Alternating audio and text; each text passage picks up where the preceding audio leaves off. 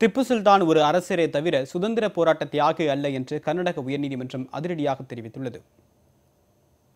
மன்னர் திப்பு சுல்தானின் பிறந்த நாள் அரசு விழாவாக கர்நாடகாவில் கடந்த ஆண்டு கொண்டாடப்பட்டது. இதற்கு பாஜக உள்ளிட்ட பல்வேறு அமைப்புகளும் எதிர்ப்பு தெரிவித்து போராட்டங்கள் நடத்தின. குடகு மாவட்டத்தில் நடத்தப்பட்ட போராட்டத்தில் 2 பேர் உயிரிழந்தனர். இந்நிலையில் வரும் 10ஆம் தேதி திப்பு சுல்தான் ஜெயந்தி கொண்டாடப்பட உள்ளதாக கர்நாடக அரசு அறிவித்துள்ளது. ஆனால் திப்பு சுல்தான் ஜெயந்தியை கொண்டாடுவதற்கு எதிர்ப்பு தெரிவித்து வருகிற 8ஆம் தேதி மாநிலம் முழுவதும் போராட்டம் நடத்தப்படும் என பாஜக மாநில தலைவர் எடியூரப்பா தெரிவித்துள்ளார். இந்த நிலையில் திப்பு சுல்தான் ஜெயந்தியை அரசு சார்பில் கொண்டாடுவதற்கு தடை விதிக்க வேண்டும் என கோரி குடகு மாவட்டம் மடிகேரியைச் சேர்ந்த மஞ்சுநாத் என்பவர் கர்நாடக உயர்நீதிமன்றத்தில் மனு தாக்கல் செய்தார்.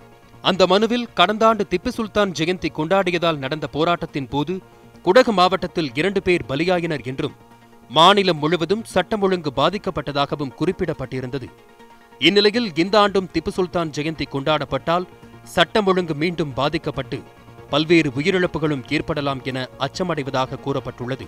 இதுபோன்ற அசம்பாவிதங்கள் ஏற்படுவதை தடுக்க இந்த விழா கொண்டாடுவதற்கு தடை விதிக்க வேண்டுமெனவும் மனுவில் வேண்டுகோள் விடுக்கப்பட்டிருந்தது. தலைமை நீதிபதி எஸ்.கே. முகர்ஜி தலைமையிலான அமர்வு பொதுநல மனுவாக இதனை விசாரணைக்கு ஏற்றுக்கொண்டது. இந்த வழக்கு புதன்கிழமை விசாரணைக்கு வந்தபோது சட்டம் ஒழுங்கு பிரச்சினை குறித்து மனுதாரர் தரப்பில் கேள்வி எழுப்பப்பட்டது. திப்பு சுல்தான் ஒரு சுதந்திர போராட்ட தியாகி என்றும் அவரது பிறந்த நாள் அரசு தரப்பில் கொண்டாடப்படுவதில் தவறு ஏதும் இல்லை எனவும் அரசு தரப்பிலும் வாதிடப்பட்டது.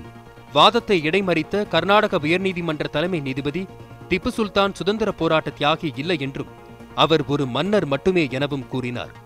மேலும் திப்பு பிறந்த நாளை கொண்டாட அரசு ஆர்வம் காட்டுவது ஏன் என விளக்கமளிக்க வேண்டுமெனவும் அரசுக்கு நீதிபதிகள் உத்தரவிட்டனர்.